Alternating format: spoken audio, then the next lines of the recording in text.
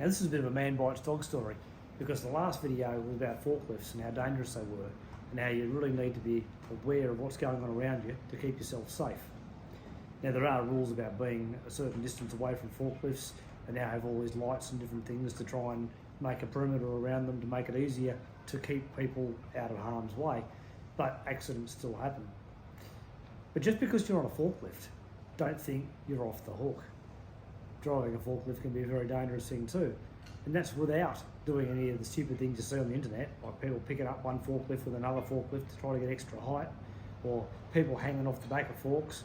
And I saw a really bad one the other day on that, but we used to do that ourselves actually. A couple of times we had oversized crates coming off trucks, and there'd be 2 or 3 of us hanging off the back of the forklift to try and counterweight it.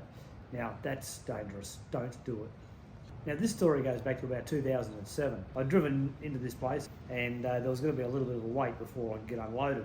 So the procedure was basically you lined up around the outside of the building against the perimeter fence, and I was only driving a single at the time, so there was a gap in the parked vehicles. So I thought, I'll just back into there. So I've driven up past the spot and I was going to reverse park my single into that gap.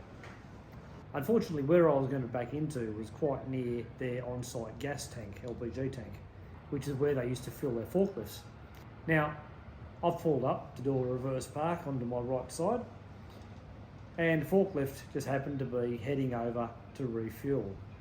I didn't know about him, he didn't know what I was doing. So I've pulled up, and then I've started to reverse back into that spot to do a reverse park on the right hand side. No issue with that. Unfortunately, he was coming across behind me. So as he's coming across behind me, I've looked in the right mirror, couldn't see anything. And as I've looked over to the left mirror, he's gone behind me and come out the other side. So I've checked both mirrors and missed him completely because he was travelling that direction. Now, he didn't get to go that full direction. I've checked both mirrors, started reversing, and we've collided. Now, I didn't even feel him. A forklift, of course, is not a light item. You know, by its very characteristic, it's basically one big counterweight on wheels. Well, it was travelling across the back. I've reversed into it. And the truckers hit the forklift and then started pushing it over. Now, a forklift dug into the tarmac, and the wheels, it actually peeled the tyres off the wheels of the forklift and dug it into the tarmac. Still didn't feel a thing, I'm just reversing. When you're about 45 tonne, you don't really feel an extra little bit. Now I got to the point where it couldn't dig in any further, so I actually started to parallelogram the frame. The driver jumped off the thing, thankfully he wasn't hurt at all. But the end result was the forklift roll cage was actually pushed over like that. Made quite a mess of it. All it did to the trailer was broke the tail light.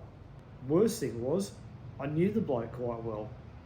Now that was an embarrassing situation. I nearly killed a mate. But then it was 2007, so this was back before the way it is these days. All there was an incident report, happy days, everyone carries on. These days, you'd be sacked on the spot.